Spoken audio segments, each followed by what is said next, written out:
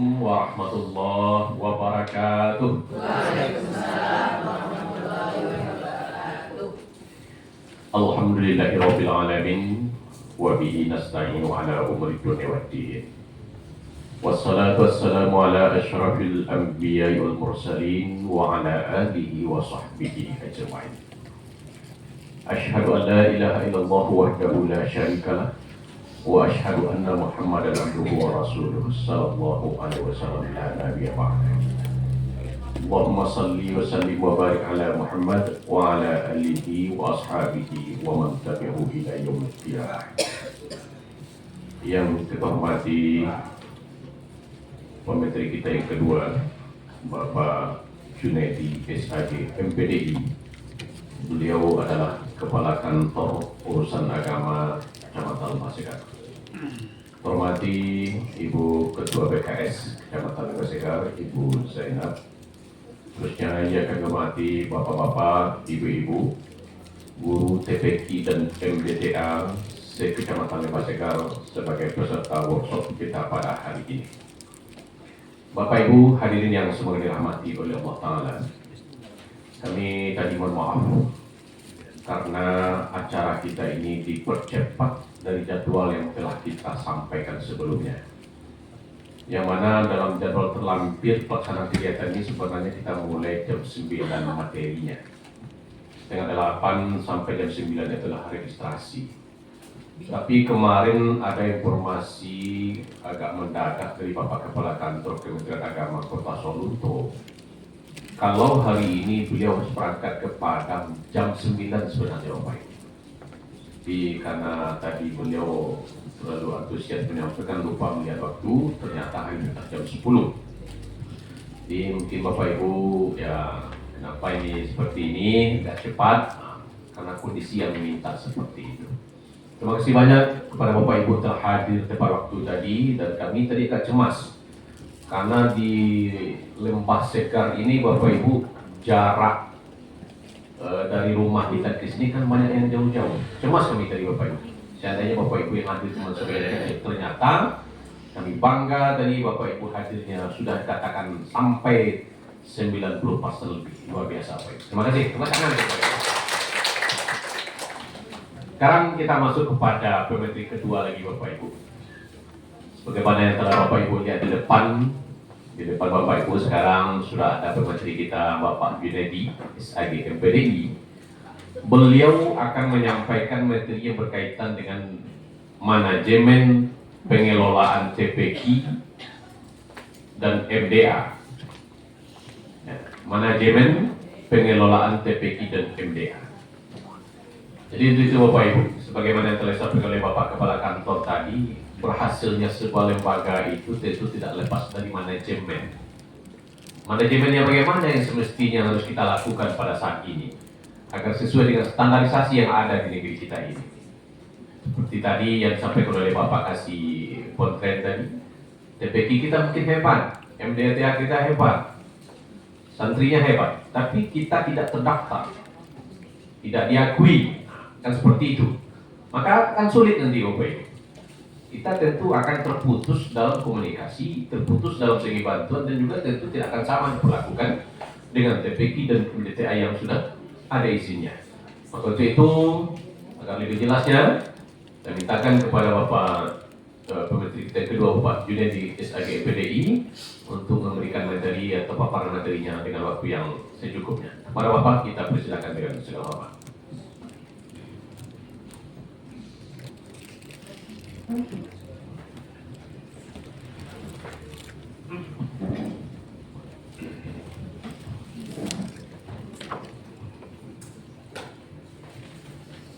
Bismillahirrahmanirrahim. Assalamualaikum warahmatullahi wabarakatuh. Waalaikumsalam warahmatullahi wabarakatuh. Untuk ada penghormatan kita cukup pada yang tadi aja ketika pembukaan Bapak Ibu ya. Bapak dan Ibu yang kami hormati, kepada kami dimintakan materi tentang manajemen taman pendidikan Al-Quran. Itu Bapak Ibu. Jadi dalam penyampaian nantinya jangan dibayangkan seperti guru dengan murid. Tidak Bapak Ibu, kita sering aja menyampaikan informasi. Kalau dari sisi pengalaman mungkin Bapak Ibu lebih jauh, lebih dari kami. Tentu tak layak rasanya untuk menggurui. Jadi nanti kami sifatnya cuma menyampaikan beberapa informasi yang terkait dengan manajemen lembaga pendidikan, terkhusus kepada lembaga pendidikan Al-Quran, apakah TPQ maupun MDTA. Baiklah Bapak dan Ibu yang kami hormati, bicara kita tentang manajemen, kalau menurut hemat kami itu merupakan suatu alat, gitu ya. Jadi manajemen itu adalah suatu alat yang bisa kita gunakan dalam berbagai bidang kehidupan. Nah, seperti itu.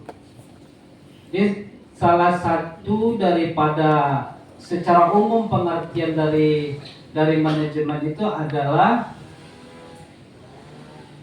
POAC, ya, POAC, POAC.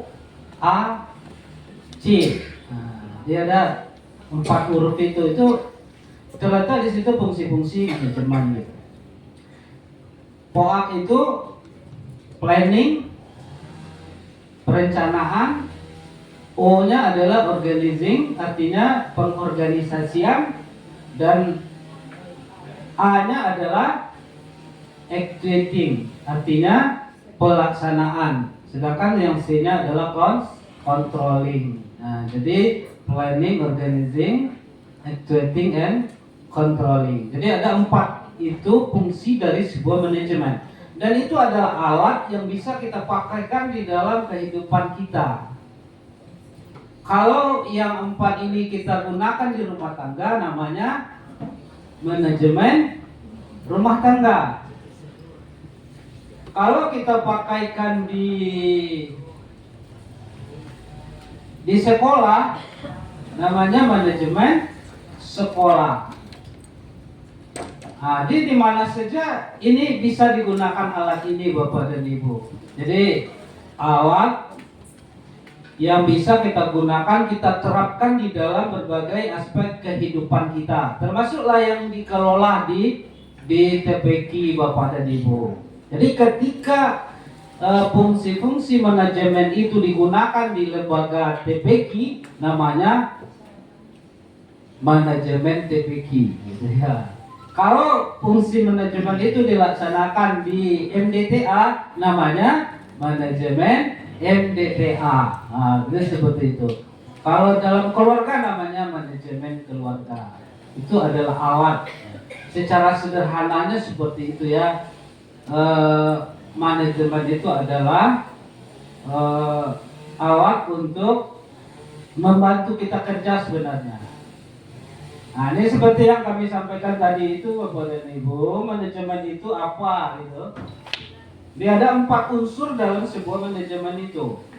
Yang pertama unsurnya adalah planning, artinya perencanaan. Jadi sesuatu hal yang akan kita lakukan tuh harus direncanakan. Seperti yang dibilang oleh Bapak Kepala Kantor Kementerian Agama tadi, ya setiap TPQ itu harus punya rencana. Mau dibawa kemana itu TPQ? Ada rencana-rencana yang akan kita wujudkan.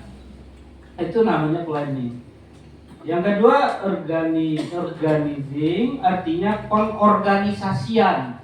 Pengorganisasian itu adalah pembagian kerja. Siapa mengerjakan apa. Jadi rencana yang telah dibikin tadi itu harus dibagi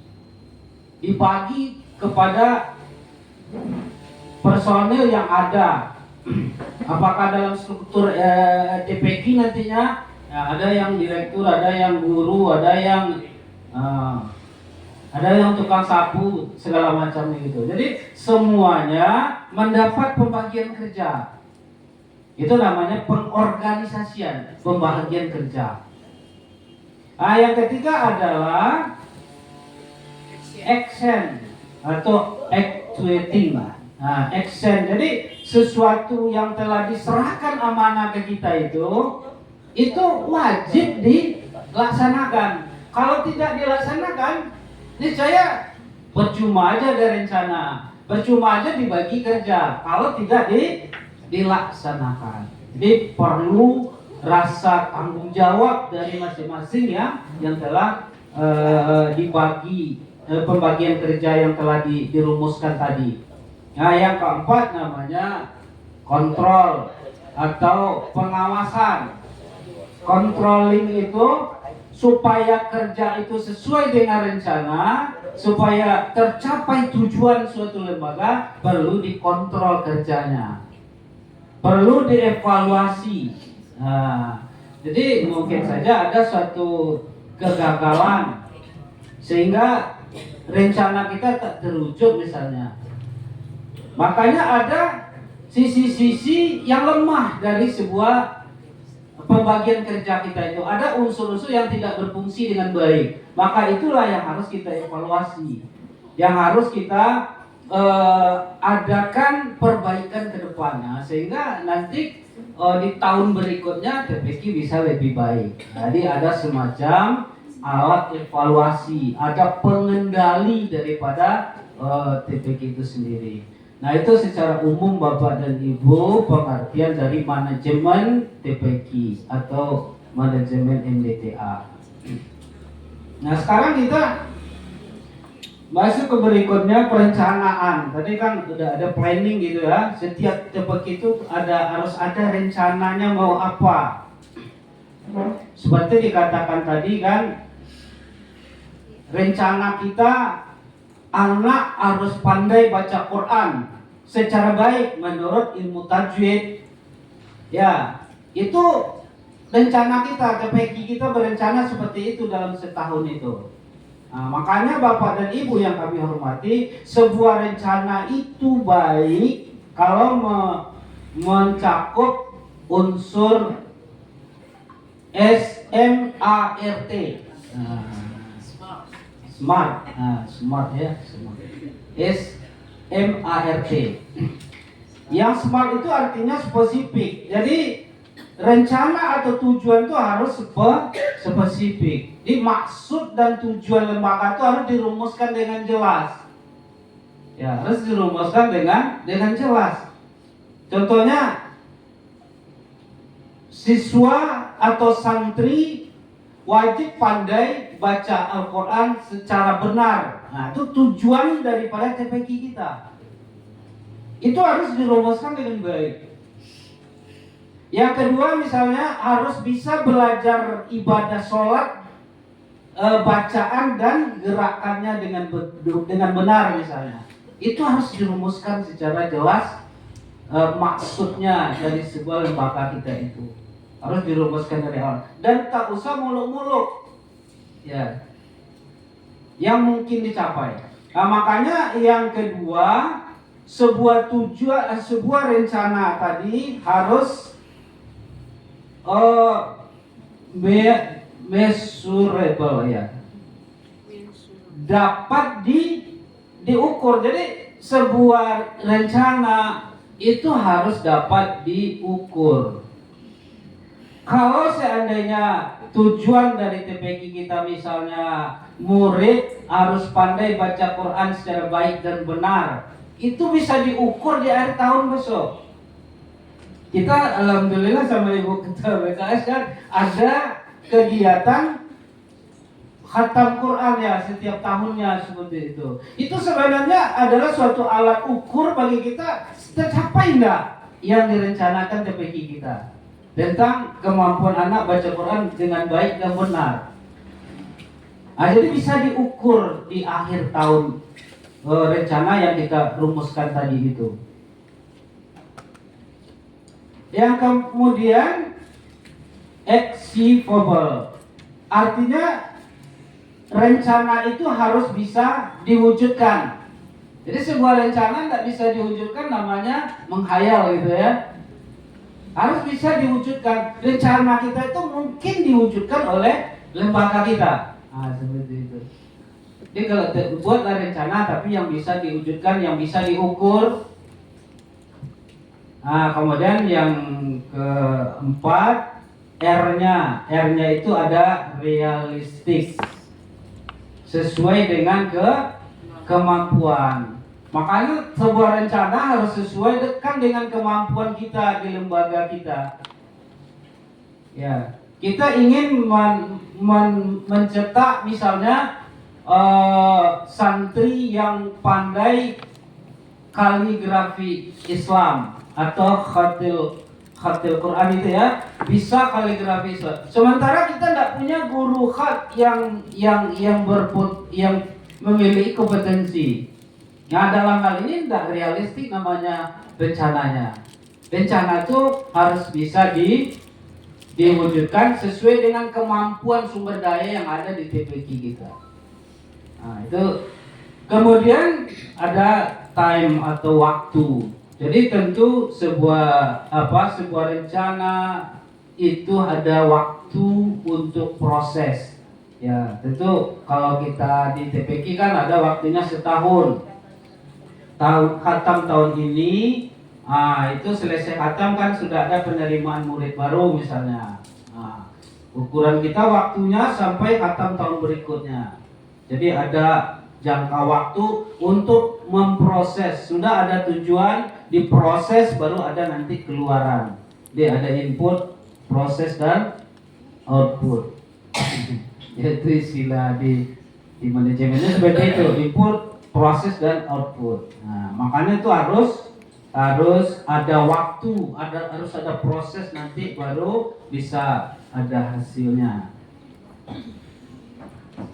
Yang itu planning ibu, buat sekalian ya, rencananya harus smart. Ada 5 unsur tadi dalam sebuah rencana. Ini nanti untuk realnya nanti kita cobakan di TPQ ya. Sekarang pengorganisasian. Perorganisasian itu tadi adalah pembagian tugas dengan jelas sesuai kapasitas atau kompetensi.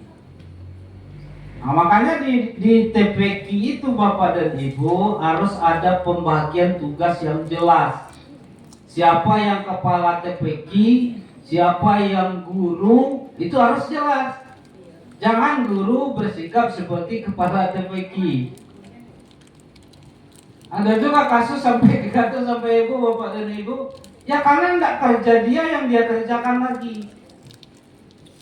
Sebab itu makanya ada pembagian. Makanya di dalam sebuah organisasi itu wajib ada senioritas dan junioritas. Kalau guru tidak menghormati kepala TPQ, apa jadinya? Makanya ada senioritas dan junioritas. Makanya disitulah Bapak dan Ibu harus ada pembagian tugas yang jelas di sebuah TPQ. Siapa kepala TPQ, siapa guru, dan itu mereka menjalankan tugasnya sesuai proporsi masing-masing. Jangan memakai sendal punya orang lain, tidak sesuai nanti. Seperti itu. Jadi yang kerja kita laksanakan tugas kita. Itu makanya ada istilahnya di dalam sebuah organisasi, kalau tidak ada lagi senioritas junioritas itu pasti akan hancur itu. Tidak ada istilahnya dualisme dalam suatu lembaga, dualisme pimpinan dalam sebuah lembaga tak ada. Alam ini saja misalnya Bapak dan Ibu ya, siapa pencipta alam? Allah itu ahad kan? Kalau ada lagi Tuhan selain Allah, jadi tidak bumi ini? Tidak akan jadi Bapak Ibu. Tuhan satu mengendaki hujan, Tuhan satu lagi mengendaki panas. Hujan panas jadi jadinya kan? Tidak akan ada kemajuan, tidak akan ada terwujud suatu cita-cita kalau pembagian kerja itu tak jelas dalam sebuah organisasi. Makanya Bapak dan Ibu di TPQ kita itu ada yang namanya kepala TPQ, ada siapa yang kan diundang di sini kepala TPQ Bapak Ibu ya. Siapa yang kepala di sini Pak? Coba menunjuk Bapak Ibu. Oh itu yang kepala 1, 2, 3, 4, 5, 6, 7 8 ya. Itu kepala TPQ. Iya. Selebihnya guru gitu. Oh gitu. Ya tentu banyak guru daripada kepala ya. Coba satu TPQ itu mungkin gurunya ada 5 gitu kan. Ya. Tapi ada yang merangkap enggak? Kepala dia ngajar dia juga. Ini yang tadinya besok Bapak dan Ibu. Makanya harus dilaksanakan dengan baik. Ada yang kontrol kerja kita. Kalau kita kepala, kita guru, siapa yang kontrolnya? Tentu kita sendiri kan. Nah, mau dibikin apa terserah kita sendiri. Nah, jadi tak jalan sebuah manajemen itu tidak jalan. Itu namanya manajemen tukang sate. Tahu nggak manajemen tukang sate, Pak Ibu? Dia lipas, dia nusuk daging. Ini mantan sudah, ini mantan ke pelanggan. Itu namanya manajemen tukang sate. Di awak satunya. Tidak ada namanya pembagian kerja, tidak ada namanya pengorganisasian. Di sebuah lembaga itu wajib ada pembagian kerja ini Bapak dan Ibu. Makanya untuk merumuskan ini pengorganisasian itu dengan rapat lah. Rapat orang tua murid dengan pengurus masjid atau pengurus musola. Rapat ya, sekarang kita akan membuat struktur TPQ kita. Siapa direktur TPQ-nya, siapa gurunya, siapa sekretaris, siapa bendahara. Harus jelas orangnya nanti Bu. Sebab di situ kalau lah bekerja tidak sesuai job, di saya tunggulah tidak akan tercapai cita-citanya. Nah, itu yang terjadi banyak Pak Ibu ya. Ke depannya diusahakan lagi itu. Ada semacam fokus kalau seandainya TPQ kita terkelola dengan baik menurut ilmu manajemen itu, saya rasa itu akan berjalan dengan baik. Akan berjalan dengan baik karena ada yang mengontrol kerja kita. Itu bisa dirapatkan oleh pengurus atau takmir masjid yang ada di tempat kita. Kita sebagai guru tidak apa mengusulkan kalau kita bikinlah semacam kepengurusan TPQ kita gimana Pak. Jadi ada nanti yang akan cari. Jangan guru yang cari dana. Kapan lagi waktu mereka mengajar? Ibu lah sibuk ngajar, anak-anak nakal itu bukan main. PT kali carilah untuk biaya guru. Kan repot, tidak tercapai tujuan. Jadi ada pembagian tugas yang jelas dalam sebuah organisasi itu. Disusunlah semacam struktur TPQ. Siapa direkturnya, siapa sekretaris, siapa bendahara, harus jelas gitu. Kalau ingin kita lebih baik ke depan. Kalau enggak, cita-cita yang dibikin tadi tidak akan sampai itu. Berarti yang dikhawatirkan di Ibu tadi kan, ada yang khatam Quran malah dipaksakan lulus. Kami sadar sendiri Bu, menangis dia dekat saya Bu. Orang tuanya menangis bagai.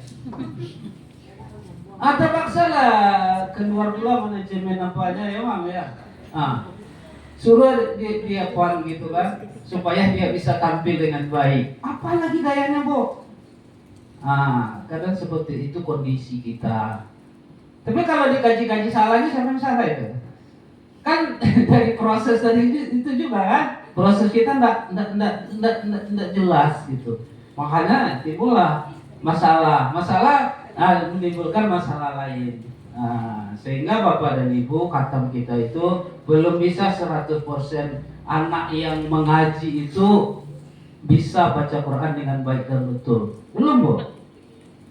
Kalau kami beria-iya Bu, paling dalam 10 peserta yang Bapak Ibu kasihkan itu paling-paling enggak 5 itu udah banyak tuh Bu. Kalau ingin awak berserius betul, enggak durang peserta khatam di akhir tahun kan. Itu. Jadi maksud kami itu ada di sisi pembagian tugas yang jelas dalam sebuah organisasi. Kemudian Bapak dan Ibu harus ada aksi. Sudah dibagi tugas, pelaksanaan semua pihak wajib berkontribusi untuk tujuan TPQ tadi. Ya guru dia tugasnya saya akan ajar anak dengan baik. Bendahara dia seksi keuangan kan dia usahakan dana TPQ dengan berbagai cara. Direktur dia cari lobby-lobby ke sana ke sini untuk mencapai yang namanya cita-cita dari TPQ yang dibuat tadi. Harus ada bekerja sama. Jangan yang merasa itu jo rajin jo gitu kan. Itulah kondisi kita kan seperti itu hari ini, tapi tidak begitu menurut ilmu manajemen yang diajarkan kepada kita. Kalau yang diajarkan kepada kita itu harus ada pelaksanaan. Jadi siapa bertanggung jawab dengan apa yang diamanahkan kepada dia. Harus ada actionnya. Action dari direktur apa? Action dari kepala TPQ apa? Action dari guru apa? Semua berkontribusi untuk mencapai tujuan yang telah dibuat di awal tahun ajaran TPQ. Nggak mulut-mulut cita-citanya kan, pandai aja lah anak sholat.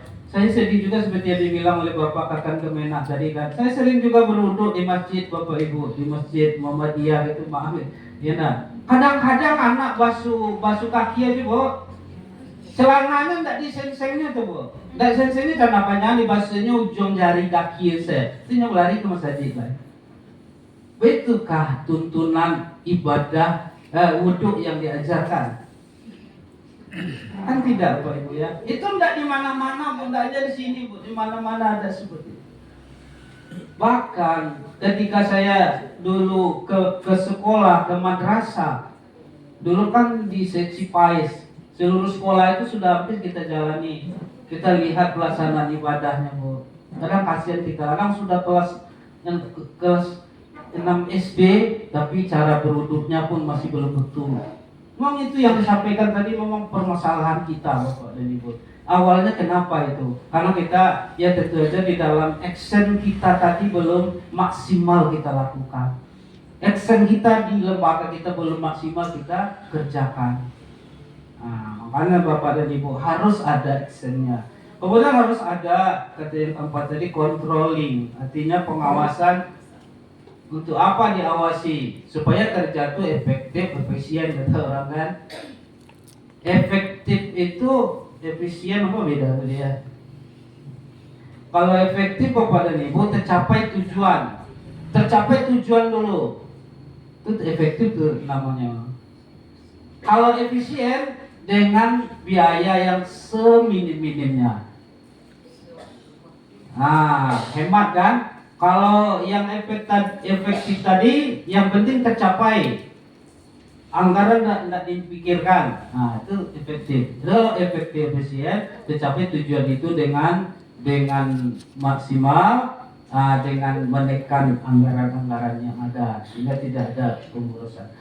Jadi controlling itu sangat perlu dalam sebuah organisasi termasuk TPQ. Siapa yang mengontrol ini? Tentu harus ada kepala dari TPQ tadi itu yang langsung berhadapan dengan guru-guru setiap hari. Ya mungkin nanti Bapak dan Ibu bisa takmir masjid. Makanya di sebuah TPQ itu ada kaitannya dengan pengurus masjid.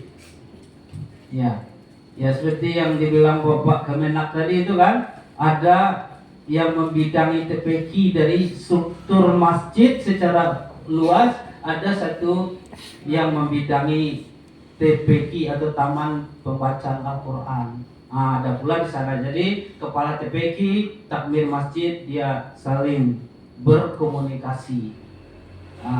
Seperti itu. Nah mereka mengontrol. Untuk ngurus masjid juga mengontrol. Apalagi kepala TPQ dia mengontrol juga. Jadi harus ada controlling, harus ada kontrol dalam sebuah lembaga yang kita lakukan. Kalau nggak ada kontrol tadi itu, tentu akan berjalan lah semau-mau kita aja.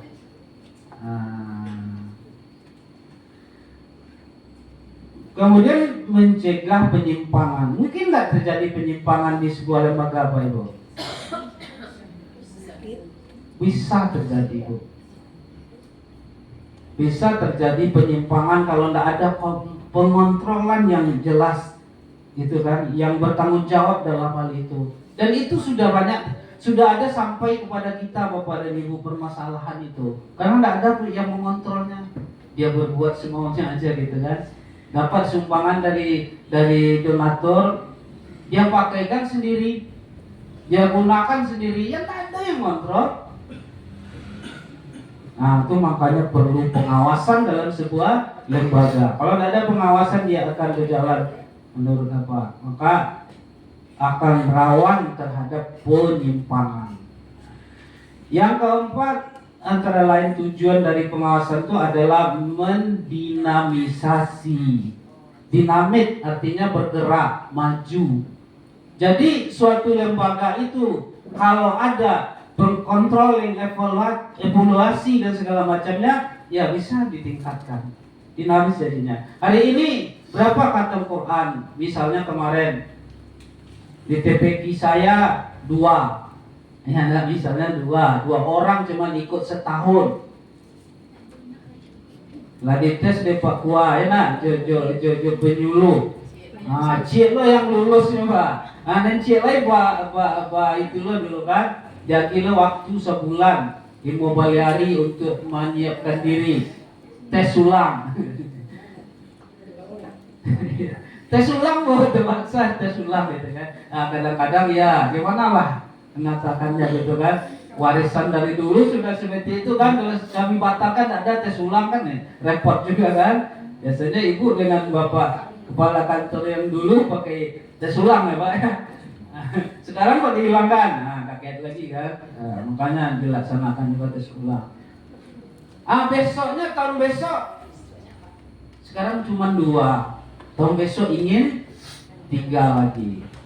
Nah, dia ada dinamisasi daripada lembaga kita. Kalau ada yang namanya evaluasi, ada namanya controlling. Gitu kan. Saya sampai jam berapa ini, Mas? Sampai sudah. Ya nanti kita makan dulu aja kawan. Yang kedua Bapak dan Ibu, kita ngobrol-ngobrol santai aja ya, nanti kalau ada yang ditanyakan. Itu alat manajemen. Sebenarnya manajemen itu juga alat. Ini tambah lagi alat manajemen gitu ya. Gak rancu ya. Alat manajemen TPQ. TPQ itu punya alat manajemen gitu. Itu yang kita apakan tadi Bapak dan Ibu. Suatu TPQ harus dia membuat perencanaan, harus ada rencana kita yang jelas. Di Bapak Ibu kepala TPQ buatlah rencana di awal tahun mau diapakan program di TPQ kita. Silakan Bos. Kemudian bisa digunakan mind map. Itu. Di cara merencanakan TPQ itu ada nanti di slide berikutnya. Ya, kalau masih ada waktu nanti. Membuat perencanaan TPQ menggunakan mind map. Kemudian yang kedua, membuat struktur organisasi. Di TPQ yang Bapak Ibu pimpin ada enggaknya struktur. Buatlah pelindung Pak Kepala Desa, buatlah pelindung Pak Kua, boleh di sana dibikin. Kemudian ada kepala, kemudian ada sekretaris, ada bendahara, ada seksi-seksi kalau bisa, ada seksi humas. Sebuah TPQ perlu juga enggak seksi humas? Perlu Pak. MTQ nanti di desa kan? TPQ A, juaranya sekian. Ada fotonya, ada menerima hadiah dari Bapak Camat misalnya. Penyerahan hadiah juara 1 MTQ tingkat desa dari TPQ A misalnya. Ada penyerahan hadiah dari Pak Camat, dari Pak Kua misalnya. Dan itu didokumentasi Bapak dan Ibu. Itu guna nanti bagi kita dalam memberikan informasi kepada masyarakat. Oh hebat ya TPQ kita. Ketika masuk proposal ke dia tidak berat untuk membantu kita. Nah, itu efek-efeknya nanti Bapak Ibu. Jadi ada namanya struktur organisasi yang jelas di TPQ. Jadi bagi ibu-ibu kepala TPQ tentunya, nah itu dibicarakan dengan baik gimana strukturnya. Kemudian juga aksinya, sebuah struktur tadi akan jadi bahan baku, jadi bahan hiasan dinding kalau tak dilaksanakan. Ketua siapa? Ketua si Badu. Dia tinggal itu aja, tapi kerjanya tidak ada gitu kan. Maka akan tinggal itu hiasan saja. Dan itu harus aksi dia, harus kerja dia sesuai dengan pembagian yang ada. Kemudian ada alat kontrol. Nah, ini Bapak dan Ibu ya. Membuat rencana TPQ. Ada namanya 5W 1H. 5W 1H. Nah, karena aja Bapak Ibu 5W 1H. Kalau ingin membuat rencana TPQ, karena 5W 1H. Apa yang 5W itu? 1 what? Bahasa Inggris apa? Gak hapus deh. Jadi ada what. Apa artinya? Ya apa?